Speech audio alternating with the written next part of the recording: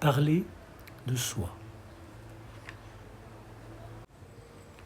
Parler de son expérience locale n'est pas moins difficile dans les périphéries urbaines que rejette la ville globale. La psychopathologie du langage ordinaire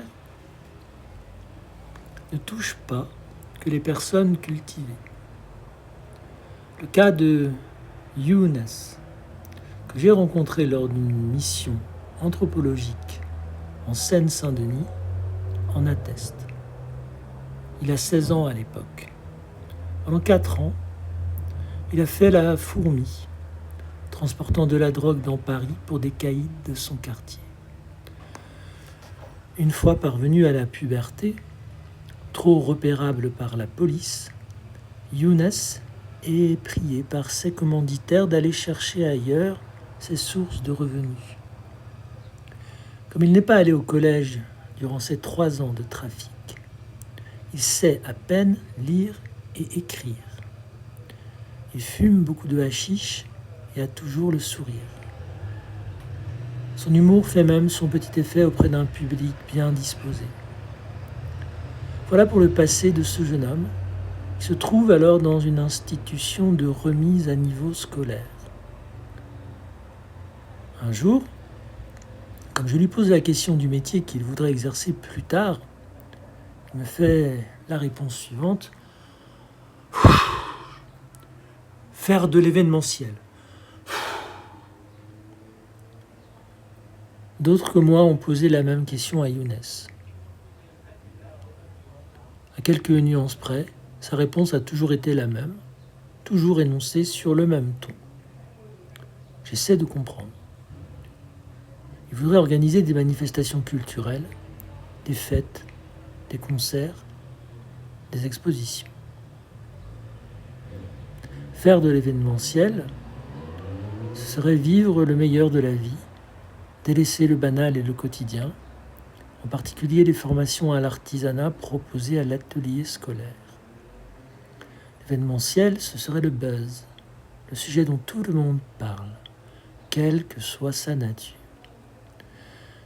Créative, libre et impliquée, voilà la vocation idéale. Je note cependant que Younes n'emploie jamais la première personne du singulier. Je veux faire de l'événementiel. Mais une forme infinitive qui confère à son énoncé un aspect dépersonnalisé, neutralisé. Je relève aussi les soupirs qui ouvrent et clôturent sa phrase, apportant la preuve qu'il ne parvient guère à être emballé par la perspective qu'il se propose. L'absence de référence à tout contexte retient l'attention. De quoi parle-t-il au juste ? Veut-il organiser un spectacle de rap, de R&B, de graphe, une fête avec des people, un événement sportif ? On ne sait pas. Lui-même l'ignore lorsqu'il prend la parole. En l'écoutant, je relis son insatisfaction à la perception d'un avenir improbable qu'incarne au mieux ce mot événementiel. Je devine cependant que Younes n'est pas dupe. Il ne parle pas pour exprimer son expérience difficile du monde social, mais pour faire plaisir aux adultes qu'il évalue dans le cadre de cette institution où il a été accepté in extremis. Il pourrait aussi bien soutenir qu'il veut faire entrer de l'air dans un tuyau percé. Sa prise de parole n'aurait pas plus de poids. Mais ce point de vue est insuffisant. De façon plus technique, Younes ne fait pas que tenir des propos qui ne disent rien. Il décline aussi une fiction théorique. Ce mot événementiel participe d'un programme conçu pour la jeunesse de ce pays. Il est d'abord employé dans son sens premier dans les universités d'histoire et de sciences sociales comme lié à des événements. Ce premier usage remonte à 1931. Il est purement fonctionnel et désigne l'acte de s'en tenir à la description exclusive d'événements. À partir des années 1990, le mot intègre les écoles de management et de marketing avec sa définition actuelle, à savoir ce qui fait le buzz. Il est attesté dans le cadre pédagogique et promu comme cursus menant à un projet de vie professionnel stimulant et branché, axé sur le divertissement. Dans ce cas, une confusion entre le mot et la chose se produit, assimilant un concept incertain à une réussite sociale immédiate, mais flottante. Le concept recouvre une fois de plus l'expression de l'expérience de la personne.